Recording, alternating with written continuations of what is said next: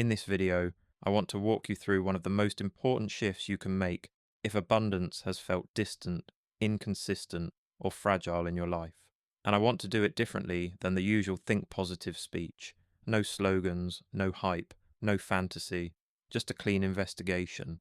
Because if money was purely about intelligence, the smartest people would be the wealthiest. If it was purely about hard work, the hardest workers would be swimming in overflow. And we both know that's not how reality behaves.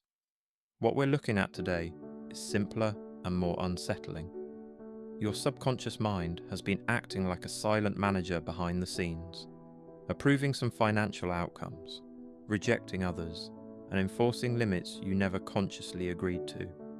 The first thing I'm going to prove is this: you might not have a money problem. You might have a normal problem. And once you see it, you can't unsee it. Most people don't struggle with money because they lack intelligence.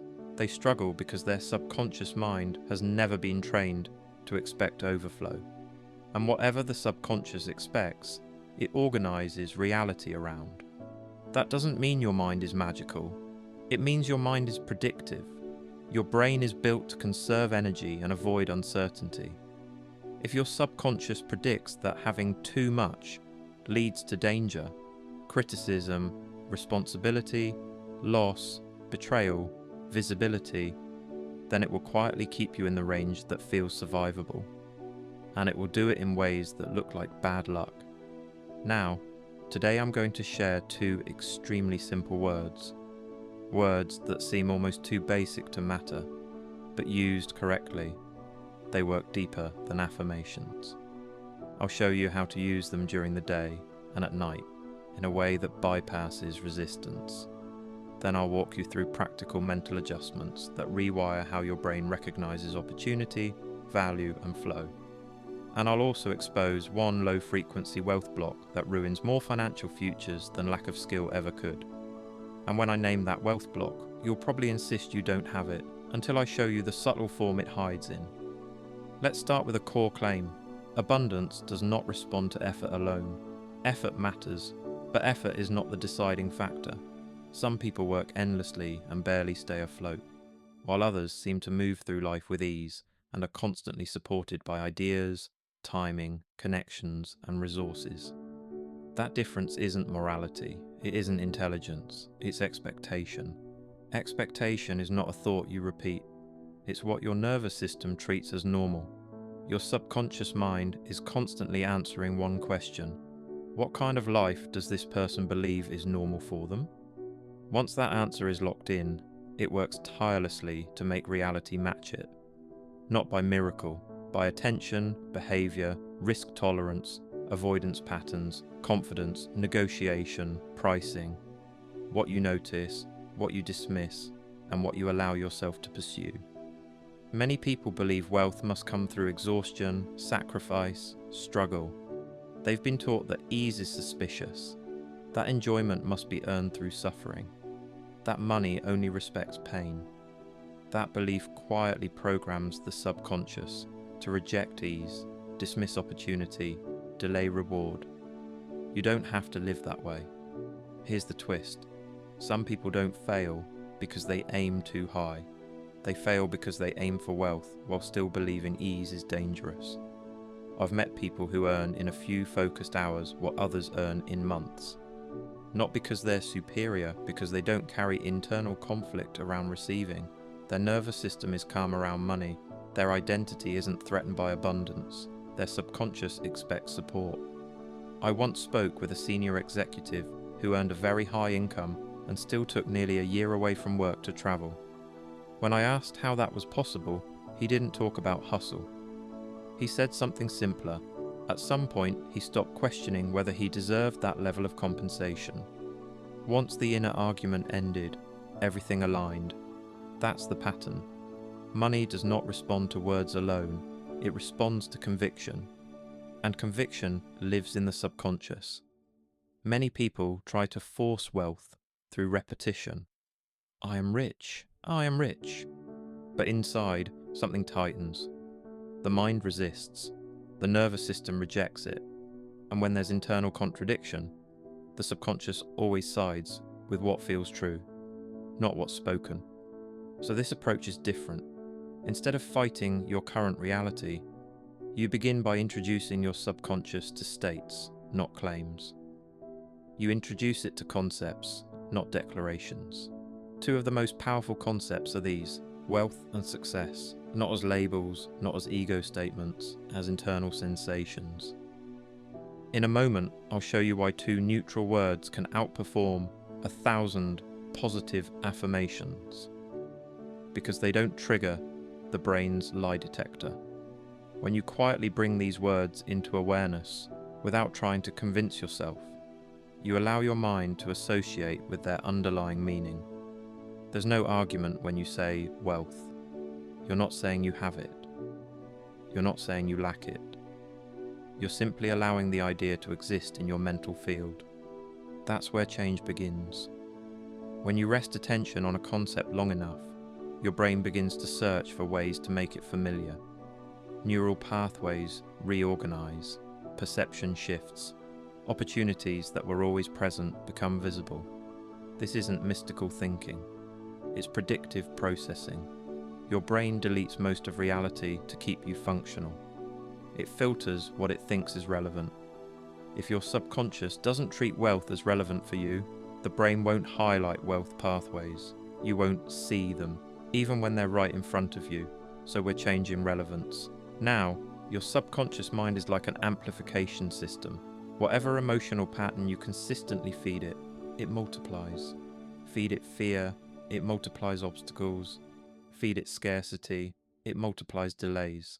Feed it expectation, it multiplies pathways. Most people have no inner sense of being supported. When something external falters, a job, a market, an investment, they panic. That panic isn't about money, it's about identity. Their subconscious has no reference point for internal supply. But when you learn to anchor wealth internally, external forms become flexible. Income sources change, ideas appear, solutions arrive. You stop clinging to one channel because you trust the system beneath it. This is invisible support. Here's the question that exposes everything. If your current income vanished tomorrow, would your mind create solutions, or would it freeze? A person whose inner world is organized around lack will recreate lack even when opportunities appear. A person whose inner world is organized around sufficiency will find themselves supported even in unstable conditions. Your language matters because language shapes feeling, and feeling programs the subconscious. If you constantly speak about shortage, struggle, fear of loss, you're not describing reality, you're instructing your mind what to maintain. Many people sabotage themselves by making verbal agreements with scarcity. There's not enough. Things are getting worse. I don't see how this will work. That's not venting. That's programming. The subconscious doesn't judge, it doesn't argue, it responds. That's why precision matters. If your current finances make it hard to believe grand statements, don't use grand statements. Use statements that create cooperation instead of resistance. Instead of claiming instant abundance, affirm progression. Align the conscious and subconscious instead of forcing conflict. Simple statements like, things are improving, support is increasing, better outcomes are becoming more likely. These calm the nervous system, and when the system relaxes, intelligence flows. Next, I'm going to show you the hidden reason people do everything right and still stay stuck. Their words and their body are arguing. This is especially powerful before sleep. At night, the conscious mind loosens its grip. The subconscious becomes receptive. Whatever emotional tone you introduce tends to deepen overnight.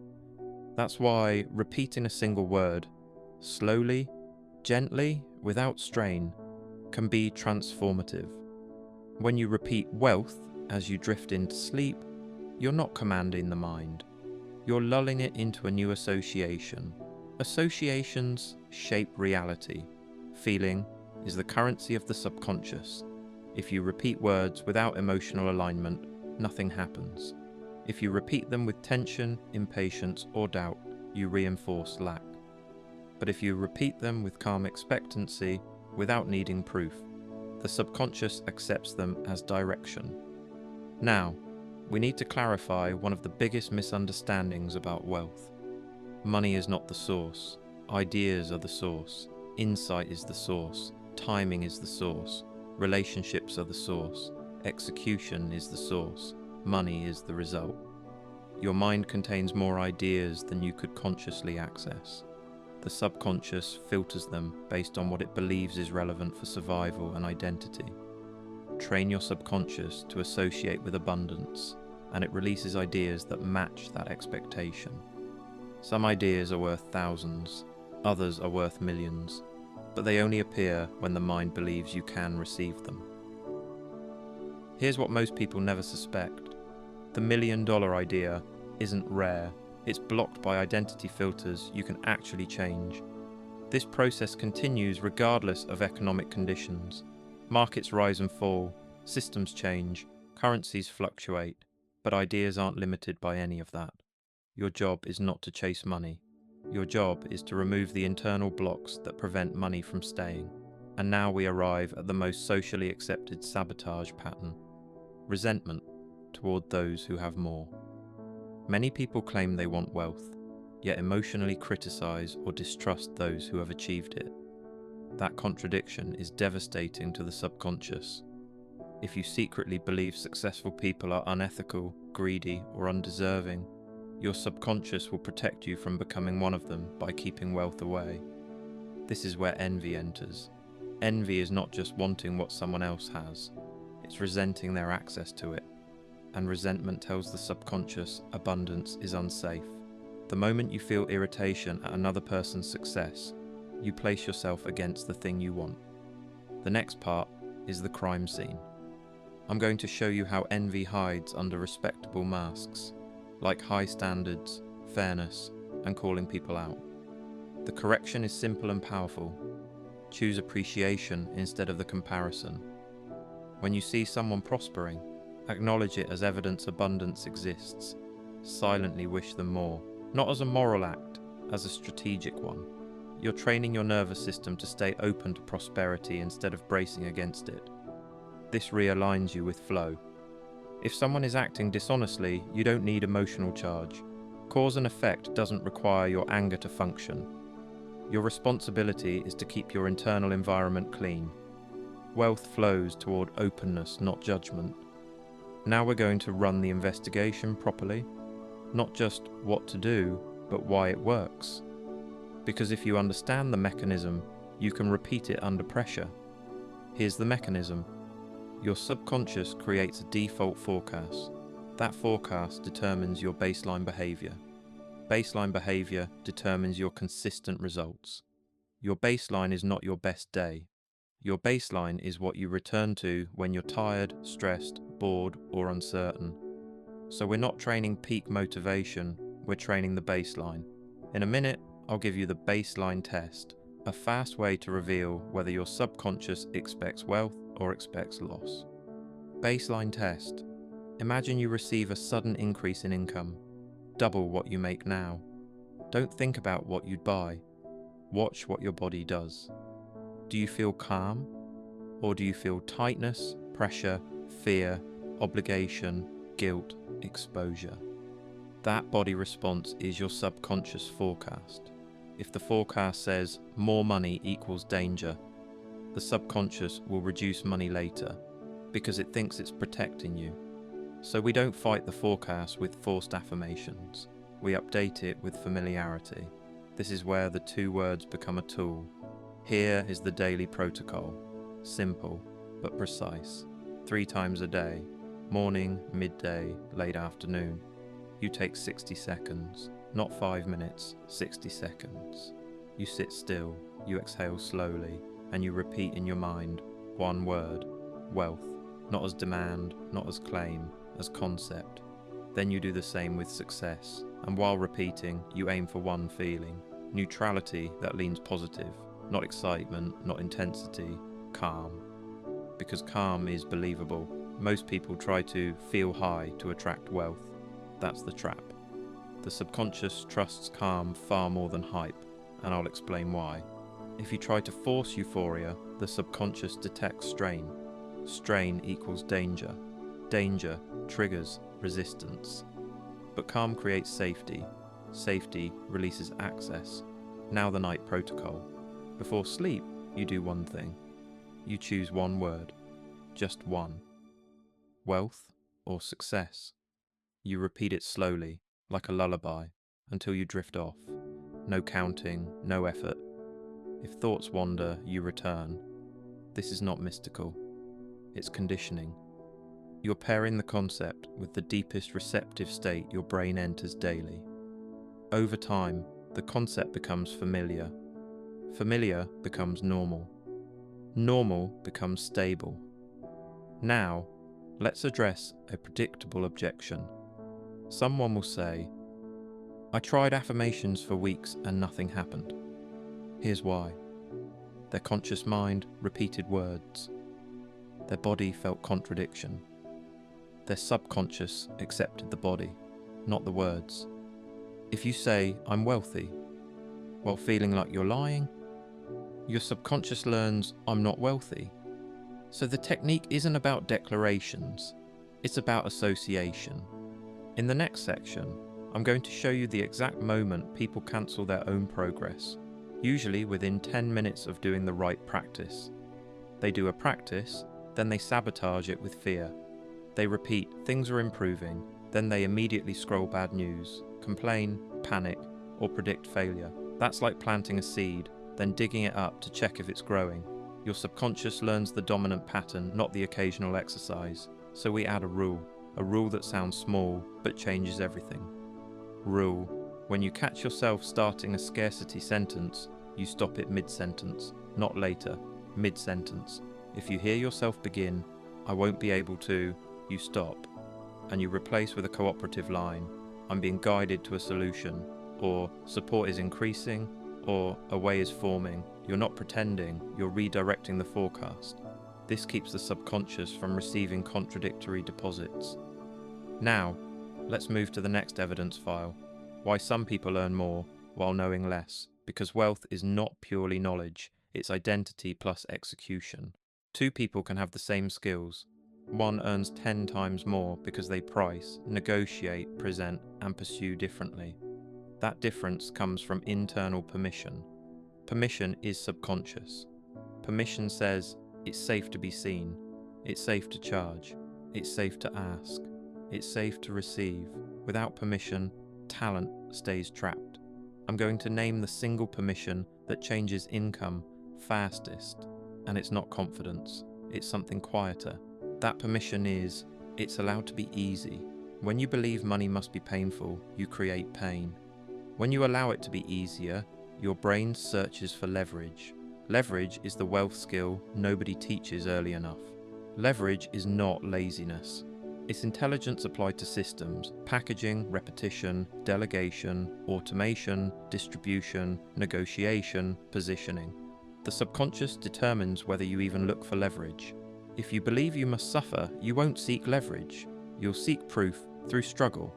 So the practice isn't only words, it's a shift in what you allow yourself to consider. Now let's pull in another piece, invisible support. Invisible support is not money will fall from the sky. Invisible support is the inner certainty that you can produce alternatives. It's the belief that value can be created again. It's the trust that solutions exist even if you can't see them yet. This one belief changes how you behave during uncertainty. And uncertainty is where most people lose money. In the next minutes, I'm going to show you why panic always makes money decisions worse, and how to create a calm protocol that protects your wealth. Panic narrows perception. You become reactive. You sell low. You buy impulsively. You miss signals. You ignore long-term logic. You chase quick relief. The calm protocol is simple. When you feel financial pressure, you don't immediately act. You first regulate. Slow breathing, a short walk, a pause. Then you speak one cooperative line. Support is increasing, a solution is forming, not as magic, as neurological instruction. Now you act with a wider mind. This is how wealthy behavior looks. It is rarely dramatic. It is controlled. Now we return to envy, because this is the silent killer. Envy isn't always obvious. Sometimes it wears a suit. It shows up as, yeah, but they got lucky. Yeah, but they're unethical. Yeah, but they're privileged. Sometimes those statements are partially true. But here's what matters. What do they do inside your nervous system? They create separation. They create a story that abundance is not for people like me. That story is a subconscious limit. The correction isn't denial, it's strategic neutrality. Abundance exists. People can prosper. I can prosper too. When you feel triggered by someone else's success, you practice one line. Good for them, more for them. That proves it's possible. You're not worshipping them, you're training your system not to recoil from wealth. Here's the scary part. If your nervous system recoils from wealth in others, it will recoil from wealth in you. That's the mechanism. Now we widen the lens. The subconscious mind doesn't just react to money, it reacts to your self-image. If your identity is struggler, wealth threatens the identity. If your identity is provider, wealth can feel like pressure. If your identity is good person, wealth can feel like guilt. So we don't just install wealth, we make it compatible with identity. That means you must define wealth in a way that your subconscious can accept without conflict. Wealth is not greed. Wealth is options. Wealth is stability. Wealth is freedom to support others. Wealth is time. Wealth is calm. Wealth is health decisions without panic. Wealth is saying no to exploitation. Wealth is saying yes to meaningful work. When the subconscious associates wealth with safety and integrity, it allows it. Next, I'm going to do something most people avoid.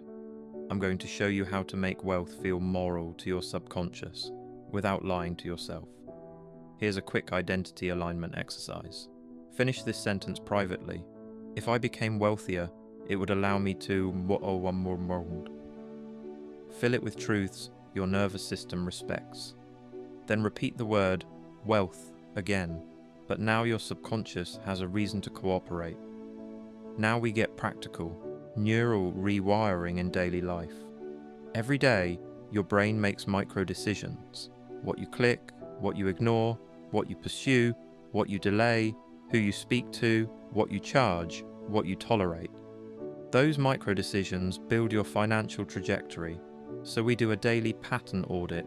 Once per day, you ask, what did I do today that matches a wealthy identity? And what did I do today that matches a scarcity identity? No shame, just data. Then you upgrade one small action tomorrow. That's how the subconscious changes. Repeated evidence. You'll want to skip this next part because it sounds too simple. Don't. It's the part that actually changes behavior permanently. Evidence is what convinces the subconscious, not speeches. Now we create a wealth evidence loop. 3 tiny behaviors. Keep one promise to yourself daily. Small, even 5 minutes. Consistency builds identity. Increase your tolerance for asking. 1 ask per day. A request, a negotiation, a reach out.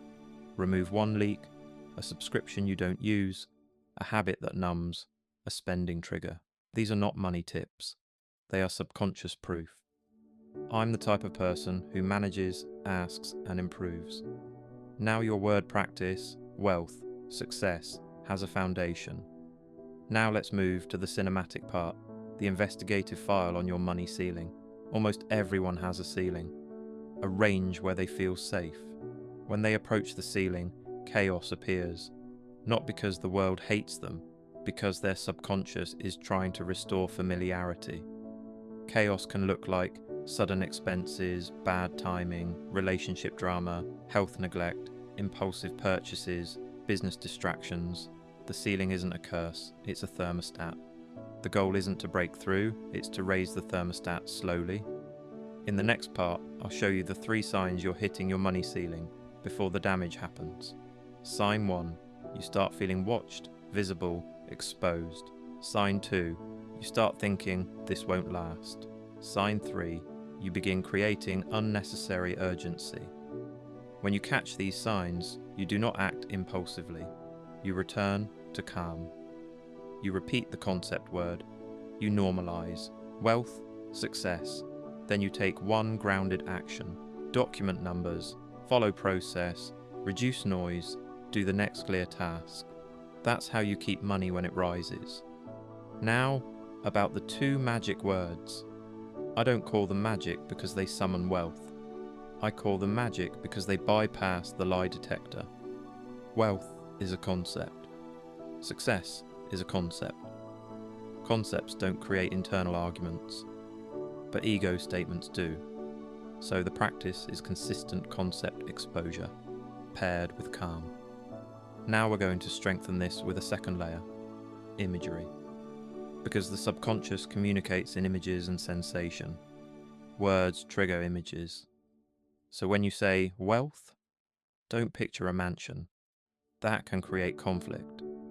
Instead, picture something your system can accept. Bills paid with calm, a savings buffer, steady clients, predictable growth, freedom to say no healthy food, without stress time, autonomy, calm mornings. This is believable abundance. This is stabilizing abundance. Here's the surprising truth. Believable wealth creates real wealth faster than fantasy wealth, because your subconscious doesn't reject it. Now we're going to pivot into the next phase, the 15 rewiring moves for abundance recognition. Not motivational tips, perception upgrades. I'll move quickly, but each one matters. First, stop calling your current phase my life. Call it my current pattern. That single change keeps your identity separate from temporary conditions. Second, stop worshipping one income channel. Train your mind to expect multiple pathways. Third, build a proof list. 3 times a week, list evidence of progress, even small. The subconscious responds to proof. Fourth, practice neutral money language. Replace catastrophic statements with procedural statements. Not I'm broke. Say, I'm adjusting cash flow this month. Fifth, reduce emotional spending triggers by delaying purchases 24 hours. You're training regulation. Sixth, practice pricing exposure. Say a higher price out loud in private. Normalize it. Seventh, ask for one thing per day. This is huge. Eighth, learn to tolerate compliments without deflecting. Receiving is wealth training. Ninth, eliminate one envy loop. When you feel triggered by someone's success, bless it and move on. 10th, stop doom scrolling financial fear. Your subconscious doesn't know it's just content. 11th, create a 10-minute daily focus block. Wealth is built in focus, not frenzy. 12th, stop rehearsing worst-case scenarios. If you must plan, plan calmly. Don't dramatize. 13th, curate your environment. The subconscious absorbs atmosphere. 14th, use sleep as installation time. Night word repetition. 15th, build invisible support through skills. 1 skill upgrade per month. In the next phase, I'll show you how to combine all of this into a single daily system that takes less than 12 minutes, and why that's enough to change your forecast. Now we assemble it. Morning, 60 seconds. Wealth, 60 seconds. Success. Calm. Midday, 60 seconds. Support is increasing. Afternoon, 1 ask. Night, 1 word as you drift into sleep. That's the system. Minimal, but consistent. Consistency is what reprograms the subconscious. And once the subconscious shifts, behavior shifts. When behavior shifts, results shift. And this is where many people misunderstand the goal. The goal isn't get rich fast. The goal is become someone whose nervous system can hold abundance without self-destructing. That's how wealth becomes stable, and stability is what creates compounding. We're about to enter the second half, the deeper investigation, where we confront the remaining hidden blocks: guilt, visibility, fear, receiving conflict, and the good person versus rich person split. Because if you don't resolve those, wealth can arrive and still refuse to stay. Next, I'm going to show you the most common reason people lose money right after making it. Their subconscious thinks wealth will cost them love. We're going to continue the investigation, but now we have to move deeper than money habits and affirmations. Because at this point, most people already know what they should do. The real question is why they don't do it consistently. Why do some people finally make money, and then months later, it's gone? Why do some people get opportunities, and then self-sabotage the relationship, the contract, the discipline, or the momentum? Why does income rise, and then life mysteriously becomes chaotic? This is the part that's uncomfortable, because the enemy is not laziness, it's not lack of talent, it's not bad luck, it's hidden cost. The subconscious mind is always running a quiet calculation. If I become wealthier, what will it cost me? Not financially, emotionally. And if the subconscious believes the cost is too high, it will cap you, it won't announce itself, it won't debate you, it will just steer you away through distraction, delay, confusion, conflict, and the sudden urge to do something else. In a moment, I'll show you the most common cost the subconscious associates with wealth, and why it's the reason people lose money right after making it. Here's the cost that shows up more than any other: love. For a surprising number of people, wealth is linked to one of these internal fears. If I have more, people will want something from me.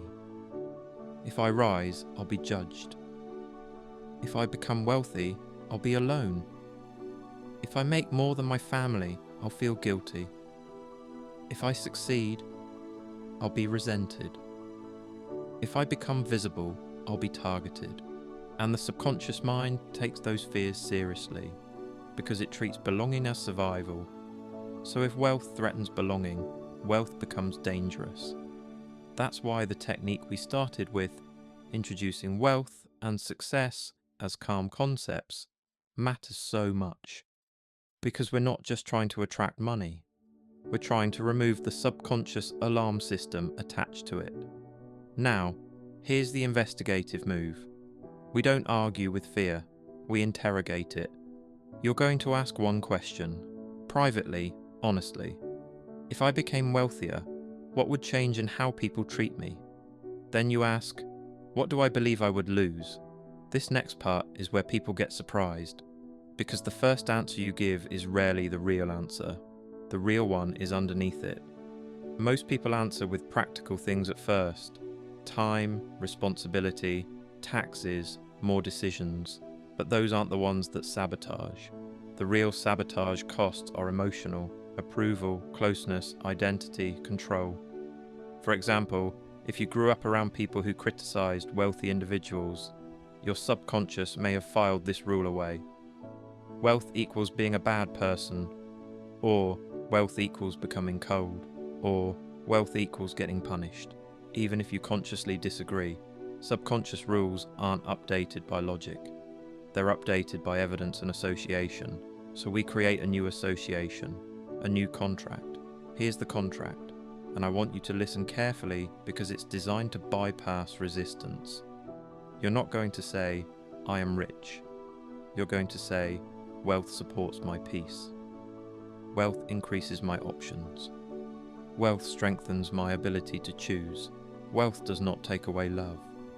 Wealth does not make me unsafe.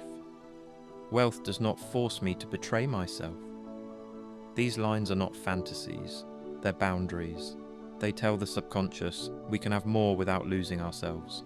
In the next 2 minutes, I'm going to show you why this new contract works faster than most affirmations, and why it changes your behavior automatically. Because the subconscious responds to safety. When safety increases, you stop making fear-based choices.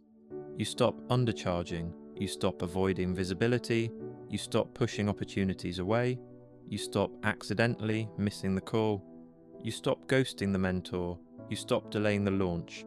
Not because you're suddenly disciplined, but because the internal alarm isn't blaring anymore. Now we move to the next hidden block, visibility fear. Many people can earn quietly. They can do okay while staying small, staying hidden, staying under the radar. But the moment income rises, the moment reputation grows, the moment they need to be seen, something in them resists. Because visibility triggers older fears. Criticism, rejection, being talked about, being exposed. So the subconscious does what it always does. It chooses safety. And to it, safety often means smaller. Here's the pattern. The more you fear being seen, the more your subconscious will choose outcomes that keep you invisible, without telling you that's what it's doing. You need to understand this. Wealth usually increases visibility. Even if you stay private, wealth increases decision power, and people notice decision power. So if your subconscious equates visibility with danger, it will cap wealth to cap exposure. The solution is not to force yourself to be bold overnight. The solution is exposure training, small controlled exposures that teach your nervous system. Being seen is survivable. Here's how that looks in real life. You post one clear piece of value without over-explaining. You state your price without apologizing. You speak your plan to one person who respects you. You allow one moment of being praised without deflecting. That last one matters more than most people realize, because receiving is not only about money. Receiving is a nervous system skill. If you can't receive compliments cleanly, receiving money cleanly will also feel uncomfortable, and discomfort creates leakage. You'll overgive, you'll undercharge, you'll rush, you'll sabotage. Next, I'm going to reveal a sentence that sounds humble, but is often a disguised scarcity program that drains wealth quietly. That sentence is, I don't need it. Sometimes it's true, but often it's a defense mechanism. It means, if I claim I don't need anything, nobody can hurt me by taking something away. It's emotional armor, but wealth requires openness without losing boundaries. So we train receiving cleanly. When someone compliments you, you say, thank you. Not, oh, it's nothing. Not, I got lucky. Not, I'm not that good. Just, thank you. That is a wealth practice, because it trains you to let good things land. Now, we deal with the most stubborn split in the subconscious, the good person versus rich person conflict. Many people subconsciously believe they can be kind or wealthy, but not both. They believe wealth corrupts, or that money makes people selfish. If that belief is active, your subconscious will protect your identity as good by limiting wealth. Not because it hates you, because it thinks it's saving you from becoming someone you dislike. In the next section, I'll show you how to make wealth feel morally safe to a good person identity, without lying to yourself and without spiritual cliches. The solution is definition. The subconscious resists vague symbols. It accepts clear meaning. So you redefine wealth in terms your nervous system respects. Wealth is not greed. Wealth is options. Wealth is stability. Wealth is freedom from panic. Wealth is being able to say no. Wealth is being able to protect time. Wealth is being able to support causes without resentment. Wealth is the ability to choose health, peace, and contribution without survival pressure. When you define it like this, wealth becomes aligned with integrity. Then your subconscious stops treating it as a threat. But there's another trap here, one that looks like generosity. People who feel guilty about earning more sometimes punish themselves unconsciously. They'll earn, then overspend. They'll save, then sabotage. They'll build, then give away too much too fast. They'll make progress, then create chaos. This is guilt relief disguised as a life event. Next, I'll show you how self-punishment shows up right after income increases, and the one rule that stops it before it destroys momentum. The rule is simple. You are allowed to reward yourself, but your reward cannot harm your future. That means you do not celebrate by creating regret. Wealthy people reward differently, not because they're boring, because they understand something. If you use consumption to regulate emotion, you'll always leak wealth. So you replace the reward loop. Instead of spending to feel relief, you invest to increase capacity. Capacity rewards are things like buying time, outsourcing one task, buying health, sleep, nutrition, training. Buying tools, equipment, software, education. Buying focus, a quiet workspace, fewer distractions. These rewards don't create regret. They create compounding. Here's the difference that changes everything. Poor rewards create dopamine. Wealth rewards create capacity. In the next 2 minutes, I'll show you how to switch loops. Now we move to compounding. Compounding is not only financial. Compounding is psychological. A compounding mind does small, consistent upgrades without needing drama. Most people operate on emotional swings. Intense effort, then burnout. Big hope, then disappointment. A burst of discipline, then collapse. A compounding mind does not need peaks. It relies on baseline, and baseline is trained. So we build a baseline that expects improvement. We already began with the core, wealth and success as neutral concepts. Now we reinforce baseline with a daily audit. Once per day, you ask 2 questions. What did I do today that matches a wealth identity?